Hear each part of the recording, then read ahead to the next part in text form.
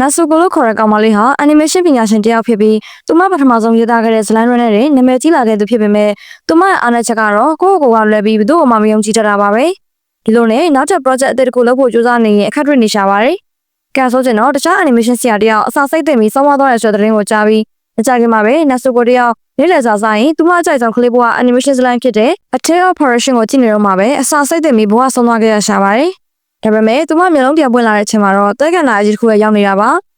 ရုတ်တရက်ပိုးကောင်ကြီးတစ်ကောင်ရဲ့တက်ခိုက်တာကိုခံရပေမဲ့ကန်ကောင်းဆောင်နဲ့ပဲ Blue Brave Hat, Mama, Junior နဲ့ QJ တို့ပါဝင်တဲ့ Nine Soldier လို့ခေါ်တဲ့အဖွဲ့ကဝင်ခဲ့သွားပါတယ်။ဒီအဖွဲ့ဟာနာဆူကိုအကြိုက်ဆုံး animation ဇာတ်လမ်းတွေကအဓိကဇာတ်ကောင်တွေဖြစ်ပြီးသူမဟာ animation ကဘာတွေကိုရောက်သွားမှန်းသိလိုက်ရပါတော့တယ်။ပြဿနာတစ်ခုကတော့နာဆူကိုရဲ့စပင်တွေကညနာကိုအုံနေတော့သူတို့ကသူမကိုလူလို့မထင်ပဲ Gremlin လို့ခေါ်တဲ့တေးရဲ monster ပူလေးလို့ထင်သွားကြတာပါပဲ။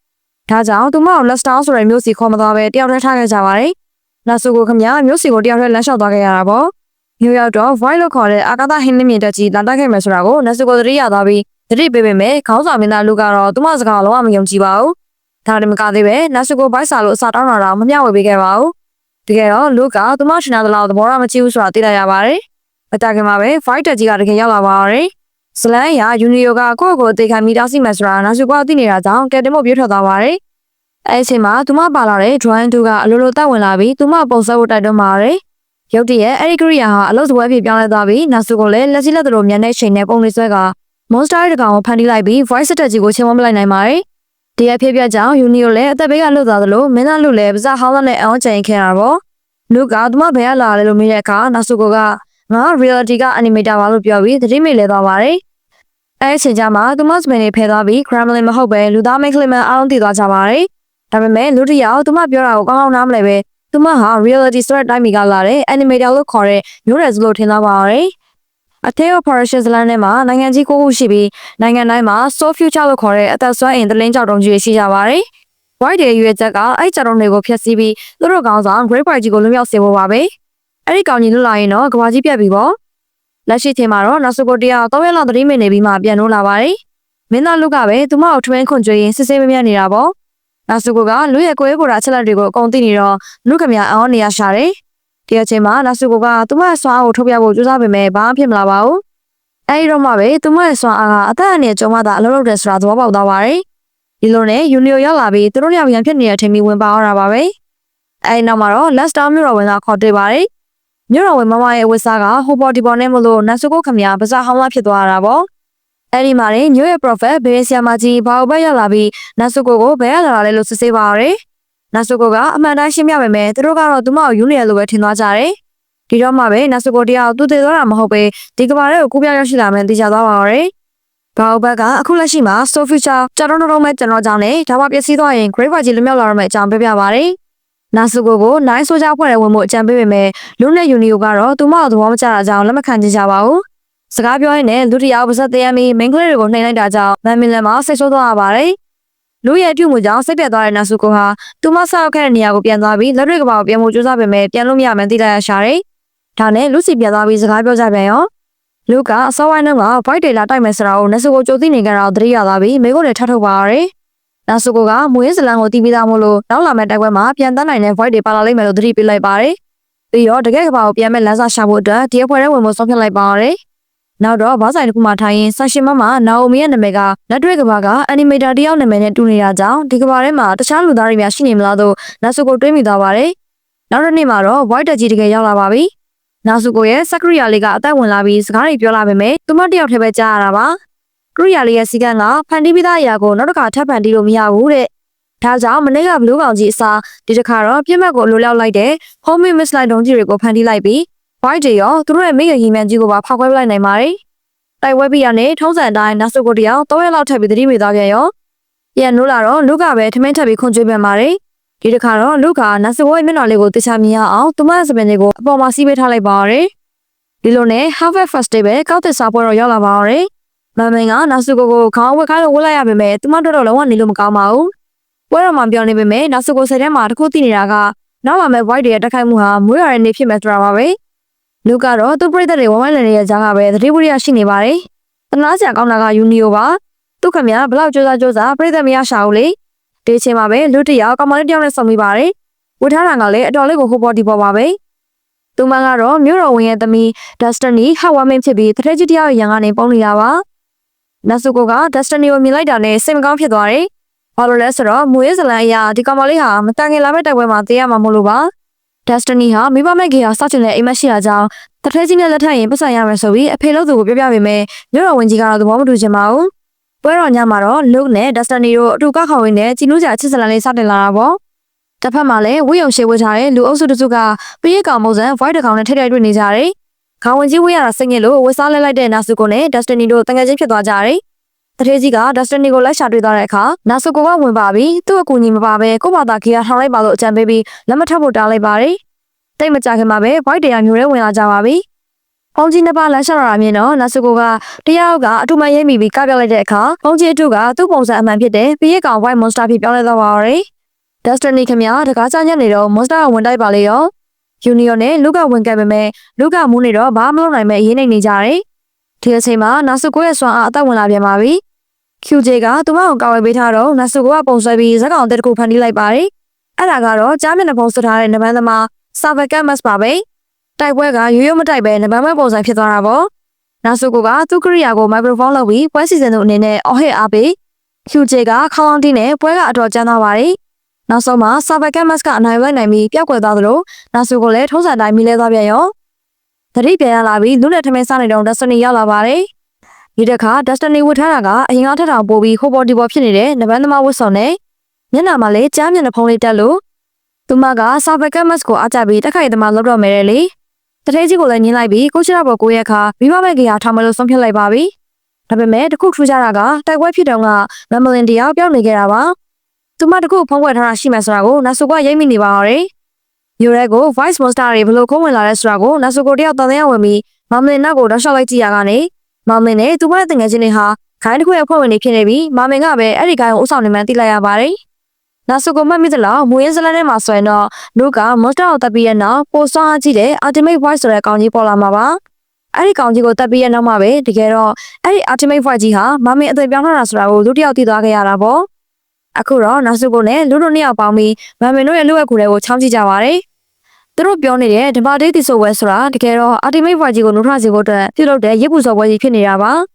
နာစုကိုကတော့အချင်းတွေရှုပ်ကုန်မှာဆိုလို့မမ်မင်ဟာ Voice တွေကိုကူညီနေတဲ့ဆိုတာဘယ်သူမှမပြောဖို့လူကိုတားထားရပါတယ်နောက်တစ်နေ့မှာတော့သူတို့နှစ်ယောက်မမ်မင်ကိုပုံမှန်လင်းသွားမိကြပါတယ်မမ်မင်ကလည်းဝန်ခံပါတယ်သူမတို့ရဲ့မျိုးနွယ်စုဟာမတင်နိုင်တဲ့ဆုလက်ကိုရထားပေမဲ့ဘေးနားကလူတွေတဆုံးနေတာကိုကြည့်ပြီးအသက်ရှင်ရညှင်းဝင်နေကြပြီတဲ့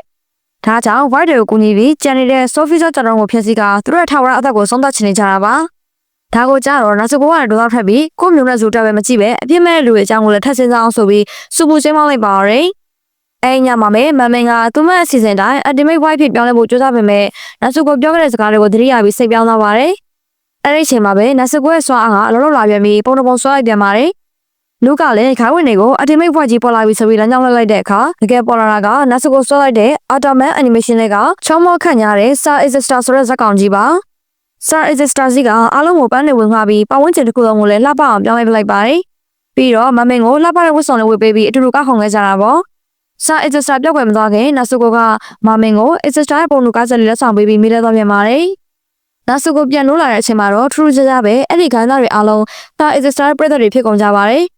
်မမ်မင်လည်းအသက်ရှင်ရတဲ့ပဲရှိသွားပြီဆိုပြီးအဆုံးစီမဲ့အစီအစဉ်ကိုဖျက်သိမ်းလိုက်ပါရယ်အားလုံးအေးချင်းချင်းဖြစ်သွားပုံရပါမယ်ဥယျာဉ်ထဲမှာလူတို့ကိုလှုပ်ဝက်ဆောင်ကြည့်နေတဲ့ထူးဆန်းတဲ့ငှက်တစ်ကောင်ရှိနေပါသေးတယ်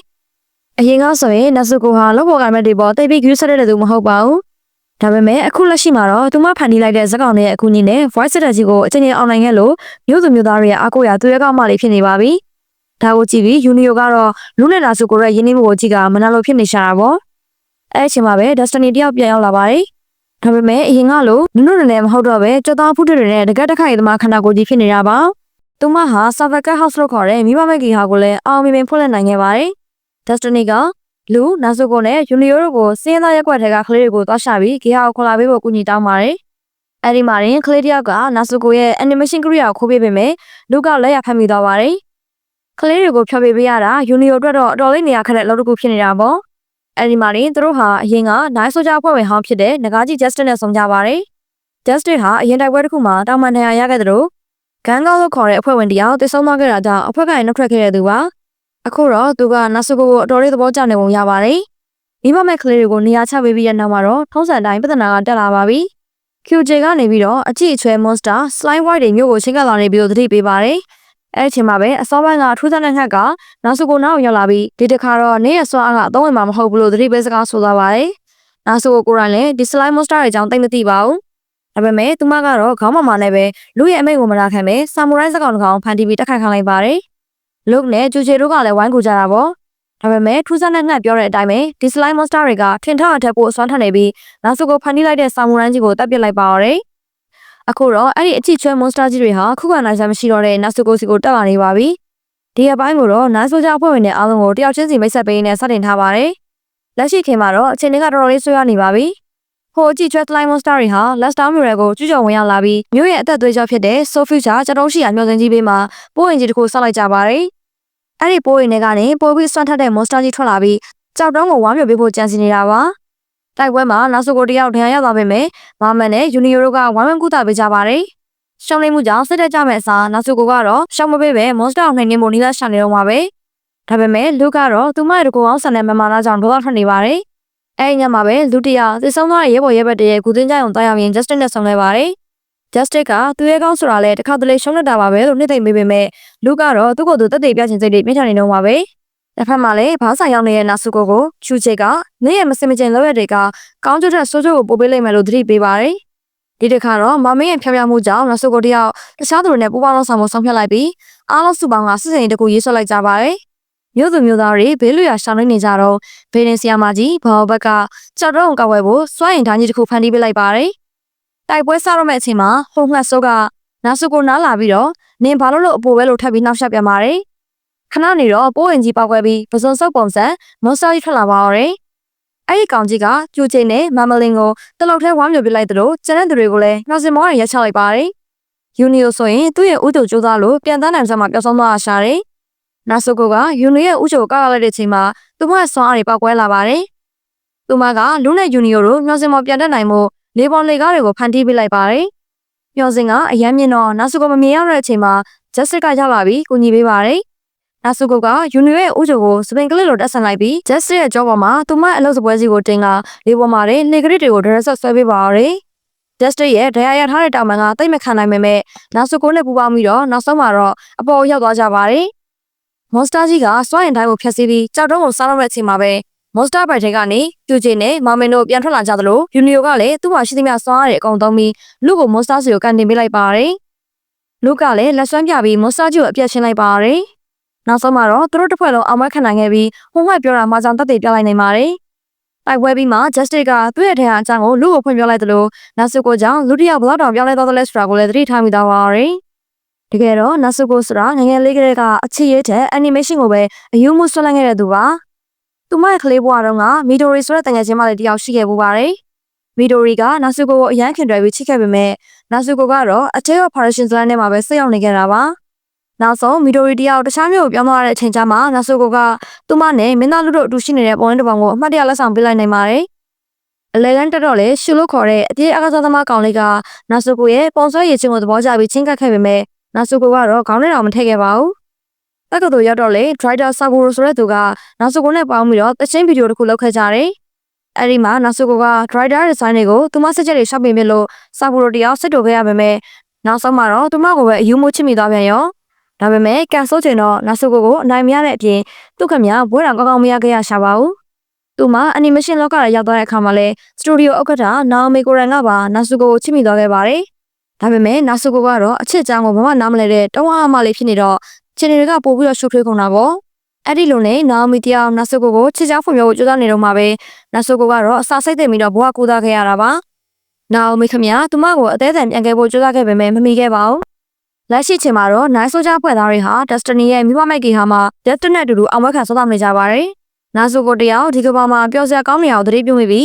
ဇလန်းကဒီလောက်တော့ဆက်ရုပ်ရှာဖို့ကောင်းနေရလားလို့တွေးနေတော့ရှိသေးဟိုငါဆိုးကရောက်လာပြီးတော့ဒါကပျော်စရာမဟုတ်ဘူးဆိုတဲ့ပုံစံနဲ့သူမကိုလာပြီးတော့ကောက်ဝက်နေပြန်ပါတော့တယ်။ဟိုငါဆိုးကနာဆူကိုလိုက်ပြီးနောက်ဆက်နေတော့မှပဲ QJ ကဒီငါဟာဒီကဘာမဟုတ်ပဲနာဆူကိုလိုပဲတခြားကဘာလာတာဖြစ်ရမယ်လို့ရင်းမိသွားပါတယ်။နောက်ဆုံး Destiny ကငှက်ကိုဖမ်းမိသွားပြီးအမှန်တိုင်းမပြောရင်တတ်စားပြမယ်လို့ချင်းချောက်လိုက်တဲ့အခါမှာတော့အမှန်တရားကပေါ်လာပါတော့တယ်။တကယ်တော့အရင်ကဟာအထေ operation ဇလန်ကိုဖန်တီးခဲ့တဲ့စာရေးဆရာမကြီးကာမီတာရိုဆူရူယာမှာဖြစ်နေတာပါ သူမလည်းနောက်စုကိုလိုပဲအစာစိတ်တဲ့မိတည်ဆုံးခဲ့ရပြီးဒီကဘာမှာငှက်ခေပြန်ဝင်စားခဲ့တာပေါ့နောက်စုကတော့သူမအိုင်ရောဂျီကိုတွေ့လိုက်ရလို့အယံဝမ်းသာပြီးအော်တိုမတ်တောင်တောင်းလိုက်ပါသေးတယ်ဒါပေမဲ့ဆီယာမာကြီးကတော့တော်တော်လေးစိတ်တုန်နေရှာတယ်ဘာလို့လဲဆိုတော့သူမခေါင်းချခွန်ရေးထားတဲ့ဇလန်းကိုနောက်စုကဝင်ပြီးပြင်နေလို့လေဆီယာမာကြီးပြပြတာကတော့ Destiny ဆိုတာဒီလိုကြောသားဖုတ်တဲ့နေမဟုတ်ဘူးမူရင်းကဘလို့ပုံစံလဲဆိုတာပြပြီးနောက်စုပုံစံပုံကတော့ခက်စီဖို့ကြိုးစားခဲ့ပါတယ်သူမရဲ့အဆိုအရဒီဇလန်းဟာမင်းသားလူတည်ဆောင်မှုမှပြဆောက်ရမှာဖြစ်ပြီးဘယ်သူမှတားလို့မရဘူးလို့ဆိုသားပါတယ်တစ်ဖက်မှာလည်းမင်းသားသူတယောက်နောက်စုပေါ်ထားတဲ့သူ့ရဲ့ခံစားချက်တွေအတွက်အကြံဉာဏ်တောင်းနေပါတယ်နာအိုမီကကိုယ်ခန္ဓာချက်ကိုအမှန်တမ်းဖွင့်ပြောလိုက်လို့အကြံပေးပေမဲ့လူကြီးရဲ့ဖွင့်ပြောပုံတွေကတဖေးဖေးနဲ့အတော်လေးကိုကျွန်တော်ကြီးဖြစ်လာတာပေါ့ဒါကိုကြည့်ပြီးယူနီယိုကတော့မနာလိုဖြစ်ပြီးတော့ရင်ပူနေရရှာတယ်နောက်ဆုံးမှာတော့ Justice ရဲ့အကြံပေးချက်အရလူခါနောက်စုကိုရေပူစမ်းသွားဖို့ဖိတ်ခေါ်လိုက်ပါတယ်ဒီရေပူစမ်းကလည်းသူတို့တန်ငယ်ချင်းဟောင်းခန္ဓာတိဆောက်ခဲ့တာဖြစ်ပြီးမူရင်းရုပ်ရှင်ထဲမှာမပါတာကြောင့်နောက်စုကိုလည်းအောင်းနေကြရပါတယ်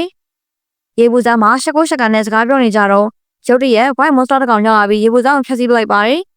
လူခင်များဆစ်လက်တို့ရှက်လက်ရှက်နဲ့အဝတ်စားမပြည့်ပစုံနဲ့ပဲ monster ကိုပြန်တက်ရပါတော့နောက်စုကလည်းကိုညီဖို့အတွက်ဂါဒန်ဖဲလ်ကြီးတယောက်ကိုဖန်တီးလိုက်ပေမဲ့ monster ဖျက်ဆီးပလိုက်ပါတယ်ဒါပေမဲ့အဲ့ဒီဂါဒန်ကြောင့်ပဲလူကခွင့်ရပြီးတော့ monster ကိုပြစ်ရှင်းနိုင်ခဲ့တာပါဒီလိုနဲ့ပဲအတူတူတိုက်ပွဲဝင်ရင်အဝတ်စားမပါပဲကဲတင်မိတဲ့လူကိုကြည့်ပြီးနောက်စုတယောက်မင်းသားလေးကိုတကယ်ပဲချိမိသွားပါတော့လူရဲ့အတိတ်ဆက်ကြောင်းနေနဲ့အရင်အပိုင်းတွေမှာဘာတွေဖြစ်ခဲ့တယ်လဲဆိုတော့ပြန်ပြောင်းသတိရစီပါတယ်ရေပူစမ်းတိုက်ပွဲပြီးမှနောက်စုတယောက်လူကိုရင်ဆိုင်မှုအရန်ရှက်နေတာကြောင့်အခန်းထဲမှာပဲပုံနေခဲ့ပါတယ်ဒီအချိန်မှာ QJ ကနောက်စုစီလာပြီးဆီယာမာကြီးခမိထားတော့ပြောသွားတယ်ကန်ချမဆိုတာဘာလဲဆိုတာကိုမေးမြန်းပါတယ်နောက်စုကလည်းမူရင်းစလိုင်းရဲ့တကယ်မှန်တရားကိုဖွင့်ပြလိုက်ရတာပေါ့မူရင်းမှာဆိုရင်ယူနီယို Destiny နဲ့ဘာမင်းတို့အားလုံးတည်ဆုံကြရမှာဖြစ်ပြီးမြို့သူမြို့သားတွေကပါလူနဲ့ Destiny ကိုရန်သူလိုသဘောထားကြမှာပါနောက်ဆုံးမှာလူကိုယ်တိုင်ကျွန်တော်တို့ဖျက်ဆီးမိပြီး Great White ကြီးပေါ်လာကတကမ္ဘာလုံးပျက်စီးသွားပြီးကျူချေတယောက်တည်းပဲအသက်ရှင်ကျန်ရခင်မှာပါဒါကိုကြတော့ QJ ကနောက်စုကြောင့်စရန်တွေကအကောင်းဘက်ကိုပြောင်းလဲနေပြီဖြစ်ကြောင်းအားပေးရှာပါတယ်ဒါပေမဲ့မကြခင်မှာပဲနောက်ထပ် White ကျူးကျော်မှုကြီးဖြစ်ပေါ်လာပြန်ပါတယ်ဒီတစ်ခါတော့ White တွေကအတော်လေးကိုလဲလာပါပြီသူတို့ကနောက်စုရဲ့ဖန်တီးမှုတွေဖြစ်တဲ့ Homemade Muscle တွေ Sabakat Mask နဲ့ Samurai တွေကပါပုံတူကူပြီးပြန်တက်ခတ်လာကြတာပါဒီတိုက်ပွဲမှာသူတို့တစ်ဖွဲ့လုံးထဲအပြစ်ထန်ရခဲ့ကြပါတယ်နောက်စုတရားပုံစံဖို့ပြင်လိုက်ပေမဲ့ဆီယာမာကြီးရဲ့စကားတွေကိုပြန်ကြားရအောင်ငါထက်ဆွဲရင်သူတို့ကထပ်ပြီးပုံတူကူမှလာဆိုတဲ့ကြောက်စိတ်ကြောင့်တုံဆိုင်သွားပါတယ်အဲ့လိုစိတ်လွန်သွားတဲ့ခဏလေးမှာဒုံးကြီးတစ်စင်းကသူမရဲ့အလုပ်စပွဲကြီးကိုထိမှန်ဖျက်ဆီးလိုက်ပါတယ်အဲ့ဒီအချိန်မှာပဲ QJ ကနာဆုကိုဟာသူတို့အတွက်ပိုကောင်းတဲ့နာခတ်ကိုဖန်တီးပေးနိုင်အောင်လို့အခိုင်အမာယုံကြည်လိုက်ပါတယ်ဒါကြောင့်သူဟာနောက်ဆုံးလက်နက်အနေနဲ့ဝိုင်းမိခင်ရင်မှန်စီကိုပြန်တက်သွားပြီးမိမိကိုအသေးအမုံခွက်ကရင်သူတွေကိုပြက်ရှင်းလိုက်ပါတယ်မိုးရီတဲကြီးမကြီးရွာနေတဲ့ကြားမှာနောက်ဆုကိုတယောက်သူမတုံဆိုင်မှုကြောင့်ကျူးချေတည်သွားပြီဆိုပြီးတော့ကိုယ့်ကိုအပြစ်တင်နေရုံကမတက်ငိုကြွနေရပါတော့သူရဲ့ကောင် QJ ရဲ့စာပနာကိုကျင်းပပြီးတဲ့နောက်မှာတော့ last down တစ်မျိုးလုံးဟာဗျမ်းမတာဖြစ်ကုန်ပါတယ်နောက်ဆုကလည်းသူမထပ်ပြီးပုံစံမိရင် white တွေကပုံတူကိုအမောက်ကြောက်နေတာကြောင့်ဘာမှမလုပ်ရတော့ပါဘူးဒါကြောင့်လူကလည်းအားလုံးရဲ့ဘေကင်းရဲ့အတွက်နောက်ဆုကိုအဖွဲကနေထုတ်ပယ်လိုက်ရပါတော့တစ်ဖက်မှာလည်းမြို့သူမြို့သားတွေကသူတို့ရဲ့ဒုက္ခတွေဟာနောက်ဆုကိုကြောင့်အပြစ်တင်လာကြပြီးသူမဟာ white တွေနဲ့တက်တက်လေးပူပေါင်းနေလို့တော့တန်တရားဝင်လာကြပါတယ်နောက်ဆုကိုတယောက်ဘင်းဆီယာမာကြီးဘာဘတ်စီသွားပြီးအကူကြီးတောင်းပေမဲ့ဆီယာမာကြီးကလူရဲ့ကကြမ်းကပြောင်းလဲလို့မရဘူးလို့ပဲဆိုပါတယ်Destiny စီသွားပြန်တော့လေဂေဟာကိုဆက်ထိန်းသိမ်းနိုင်မှုအတွက်သူမမရှိတဲ့တထေးကြီးနဲ့လက်ထပ်ကိုပြန်ဆုံးဖြတ်လိုက်ရတာကိုတွေ့ရပြီးအခင်းတွေကတစ်ခုပြီးတစ်ခုပို့ဆိုးလာတာပေါ့အဲ့ဒီအချိန်မှာပဲမာမင်းတို့အဖွဲ့ကလည်းလှုပ်ဝက် AI တခုဖော်ဆက်နေကြပြီးမြို့သားတွေကတော့နတ်စုကို Ultimate White ကိုခေါ်ယူမဲ့သူတို့တတ်မှတ်ပြီးဝိုင်းဝန်းဖန်ဆီးဖို့လုပ်လာကြပါတယ်လူနဲ့ယူနီယိုတို့ကနတ်စုကိုလူအုပ်ကြားကနေအရင်ဥအောင်ခဲ့ဖို့ကြိုးစားပေမဲ့မာမင်းတို့အဖွဲ့ကလည်းနတ်စုကိုသူတို့အစီအစဉ်အတွက်အသုံးချဖို့လာလို့ကြပြန်ပါတယ်ဒီလိုနဲ့နှစ်ဖွဲ့ကြားမှာတိုက်ပွဲဖြစ်နေတော့မှပဲ Sacred White ပေါ်လာပါတယ်ဒါတွေကနာဆုကိုပြီးခဲ့တဲ့တိုက်ပွဲမှာမတော်တဆချိမိထားတဲ့ပုံစံတွေကိုပုံတူကူးထားတာပါနာဆုကိုတရားသူနဲ့တူထပ်ပြင်းနေရင်မှသိရရတာကမူရင်းဇလန်အရာဒီနေရာဟာလူနဲ့ Destiny တို့ထပ်ပြရမယ့်နေရာဖြစ်ပြီး Destiny သိရမယ့်နေရာပါအခုတော့ Destiny ရဲ့နေရာမှာသူမကစားထုတ်ဝင်ရောက်နေတာဖြစ်ပါတယ်အချင်းတွေရှုပ်ထွေးနေတော့မှပဲနာဆုကိုဟာမြို့သားတွေတခိုက်မှုခံရသလို Claudia ကိုကဲနဲ့ Sacred Boy ရဲ့ဝမ်းမြောက်ခြင်းကိုခံလိုက်ရပါတယ်ယူနီယိုကဝင်ခဲ့ပေမဲ့နှစ်ယောက်စလုံးဆွဲခံလိုက်ရပြီးဗိုက်ထဲရောက်သွားကြပါတော့တယ်မြို့သားတွေကတော့နာဆုကိုသိပြီးအမှတ်နဲ့အောင်ပွဲခံနေကြပေမဲ့သွေးတွေပေးချနေတဲ့နာဆုကိုရဲ့ပုံစံပုတ်ကလေးကိုကြည့်ပြီးလူတစ်ယောက်တော့စိတ်ဓာတ်တွေအကြီးကျယ်ပြိုလဲသွားပါတော့တယ်မြို့သူမြို့သားတွေကနာဆုကိုသိပြီးအမှတ်နဲ့အောင်ပွဲခံနေကြပေမဲ့ Sacred White တွေကတော့တစ်မျိုးလုံးမှာတောင်းကျနေတော့မှာပဲလူအုပ်ကြီးနဲ့ခိုင်းသားတွေဟာ monster ရဲ့တက်ဖြတ်ခြင်းကိုအလူးလဲခံနေရပါတယ်ဒီကြားထဲမှာမင်းသားလူကတော့နာဆုကိုရဲ့ပုံစံပုတ်ကလေးပြောက်ကွယ်သွားတာကိုကြည့်ပြီးစိတ်ဓာတ်တွေလုံးဝပြိုလဲသွားပါတော့တယ်မန်မန်တယောက်တည်းရုန်းကန်နေရပြီးတက်ခတ်နေရသလို Justice ကလည်းမိဘမဲ့ကြီးဟောက်ကာဝယ်ဖို့အတွက်အစမ်းကုန်ကြိုးစားနေရပါတယ်။ဘာဟုတ်ဘန်းနဲ့ဆီယာမာကြီးခမီထာတို့ကတော့ဒီပျက်စီးခြင်းဟာရှောင်လွှဲလို့မရတဲ့ကံကြမ္မာပဲဆိုတာသိနေကြတာပေါ့။ဒါပေမဲ့အားလုံးမသိရတခုက နာဆိုကိုနဲ့ယူနီရိုဟာမွန်စတာဘိုင်ထဲမှာအသက်ရှင်နေကြတော့မှာပဲနာဆိုကိုကတော့သူမရဲ့အတိတ်ကလူတွေကသူမရဲ့အရေးချင်းကိုလှမ်းပြောင်းနေကြတဲ့အိမ်မက်ဆိုးတွေကြားမှာသိမိပြီးဆက်တက်ကြနေကြတယ်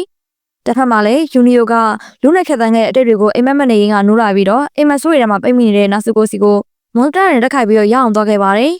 နာဆိုကိုကတော့အာရုံနေပေမဲ့ယူနီရဲ့ဖြောင်ရမှုကြောင့်သူမကိုအန်နီမေးရှင်းလောကထဲရအောင်ဆွဲခေါ်ခဲ့တဲ့မင်းသားလူရဲ့စစ်တဲ့ခွန်အားတွေကိုပြန်သတိရသွားပါတယ်အဲ့နောက်မှာတော့သူမဟာခလေးဘွားကနာဆိုကိုနဲ့စက်ကူးထဲမှာပြန်ဆောင်ပြီးပုံဆွဲဖို့အသစ်ကိုလက်ဆောင်ရရှိခဲ့ပါတယ်။နာဆိုကိုနဲ့ယူနီရိုဟာအရင်ကရန်ညိုးတွေကိုဘေးဖယ်ထားလိုက်ပြီးဒီဘလူးပိုင်တွေကထွက်ဖို့နဲ့အနီမေးရှင်းကဘာကိုကဲတင်ဖို့အတူတူဆုံးဖြတ်လိုက်ကြပါတော့တယ်။စိတ်ဖောက်ပြန်သွားတဲ့လူခါသူ့စီကအရာအလုံးကိုလူယူသွားတဲ့အတွက်ဒီကဘာကြီးကိုနာကြည့်ပြီး So Future ကြောင်ကြီးကိုသူ့လက်နဲ့ကိုယ်တိုင်ရက်ခွဲဖက်စီးပလိုက်ပြီးတကဘာလုံးကိုဝိုင်းရုံမဲ့ Great Fight ကြီးဟာနိုးထွက်လာဖို့အချိန်တန်သွားပါပြီ။ Mac နဲ့ Sally တို့ဟာသူတို့ကိုသူတို့အပျက်စီးတွေကြားပြီးမသွားခင်မှာ QJ ကိုအောင်မြင်စွာပြန်လည်ပြုပြင်နိုင်ခဲ့ပါတယ်။ဒါပေမဲ့အပြင်လောကမှာတော့လူကစိတ်ဒဏ်ရာတွေကြောင့် Ultimate Boy ဘလူးကြီးဖြစ်အသိပြောင်းသွားပါပြီ။အဲ့ဒီချိန်မှာပဲမာမင်ဟာနာဆိုကိုနဲ့ယူနီယိုတို့ကိုမွန်တာရဲ့ဘက်ထဲကနေအချိန်မီကတ်ထုတ်ပေးလိုက်နိုင်ပါတယ်။ဘာအိုဘတ်နဲ့ဆီယာမာကြီးခါမီတာရိုတို့ကတော့ဒီဆက်သိန်းကိုအေးဆေးပဲစောင့်ကြည့်နေကြတာပေါ့။နာဆိုကိုတီကမွန်စတာဖြစ်နေတဲ့သူကိုဘလို့မှပြောလို့မရတော့တဲ့အစုံသူမဟာလူရဲ့ပုံလူတွေကိုဒရက်ဆက်ဆွဲပါတော့တယ်။မာမင်နဲ့ယူနီယိုတို့ကသူမအကာဝင်းတိုက်ပွဲဝင်ပေမဲ့ Ultimate Boy ရဲ့အစွမ်းကပြင်းထန်လွန်းတာကြောင့် Justice, Destiny မြို့တော်ဝင်တဲ့ယူနီယိုတို့အပါဝင်အားလုံးဟာတယောက်ပြီးတယောက်တည်ဆောက်ကြပါတော့တယ်။နောက်ဆုံးမှာတော့နာဆိုကိုတယောက်ထဲကျင်းခတ်ချိန်မှာပြန်လည်နိုးထွက်လာတဲ့ဂျူဂျေကသူမပုံဆွဲနိုင်မှုအလင်းအောင်ပေးရင်ကူညီခဲ့ပေမဲ့သူတို့နှစ်ယောက်စလုံးနဲ့တိုက်ခိုက်ခံလိုက်ရပြန်ပါတယ်။ဒါပေမဲ့နာဆိုကိုဟာသူမခန္ဓာကိုပြောက်ကွယ်မသွားခင်မှာပဲလူကပေါ်ထားတဲ့သူမရဲ့အချစ်တွေကိုစူးစီးပြီးပြည့်ပြည့်စုံတဲ့လူကိုနောက်ဆုံးချိန်ပြီးဖန်တီးလိုက်ပါတယ်။အဲဒီလူကပဲ Ultimate Boy ကြီးကိုအပြည့်ရှင်းလိုက်ပါတော့တယ်။နာဆိုကိုပြန်နိုးလာတဲ့အချိန်မှာတော့အရာအလုံးဟာပကတိတိုင်းပြန်ဖြစ်နေပါပြီ။ကဘာကြီးဟာငကိုတိုင်းလှပသွားသလိုဆိုဖီချာကြောင်ကိုရုံနဲ့ပြန်ပေါ်လာပြီးတော့တဆုံးသွားခဲ့တဲ့နာဆိုကြအဖွဲ့ဝင်တွေနဲ့သူအားလုံးကပြန်လည်ရှင်းလာကြပါတယ်။ဘွားကျူးကျော်မှုကြီးလည်းထာဝရပြီးဆုံးသွားခဲ့ပါပြီ။ဆီယာမာကြီးခါမီထာရိုကတော့ဇလန်နိုင်ကပျော်စရာနဲ့ဆုံးလျာမလိုပါဘူးဆိုပြီးစိတ်ပြက်လက်ပြက်နဲ့ထွက်သွားတာပေါ့။နာဆိုကိုလည်းလက်တွေ့ကဘာကိုပြန်ရမယ့်အချိန်မှာလူကိုချစ်တဲ့အကြောင်းဖွင့်ပြောခဲ့သလိုလူကလည်းသူမကိုတနေ့မှအရောက်ရှာခဲ့မယ်လို့ခရီးပေးလိုက်ပါတယ်။အခုဆိုရင်တော့နာဆိုကိုဟာလက်တွေ့ကဘာကိုပြန်အောင်နေပါပြီ။သူမဟာအရင်ကလိုမဟုတ်တော့ပဲစပင်ပုံစံအသစ်နဲ့ယူနီရဲ့ဥချိုလေးကိုကလိပ်ဖြစ်တက်ဆင်ထားပြီးလုံးပေါ်ကင်မတီအပေါ်မှာလည်းရန်ကိုကျင်နာတဲ့သူဖြစ်သွားပါပြီ။သူမရဲ့ပထမဆုံးရုပ်ရှင် First Love အမြင်သွားပြီးတဲ့နောက်လမ်းလျှောက်နေတော့မှမယုံနိုင်စရာကောင်းအောင်နိုင်ဆိုးကြအဖွဲ့သားတွေနဲ့ပြန်ဆောင်ခဲ့ပါတယ်။ဒါဟာစိတ်ကူးရင်မှုလားဒါမှမဟုတ်သူတို့တွေတကယ်ပဲလက်တွေ့ကဘာကိုရောက်လာတာလားဆိုတာဝေခွဲမရပါနဲ့နောက်စုကိုစပင်မှာတတ်ထားတဲ့ယူနီရဲ့ဥချိုလေးကနင်းလက်တောက်ပနေရာကိုကြည့်ရင်တော့ဒါဟာတကယ်အစ်စ်မှန်ကြီးဖြစ်နိုင်ပါတယ်။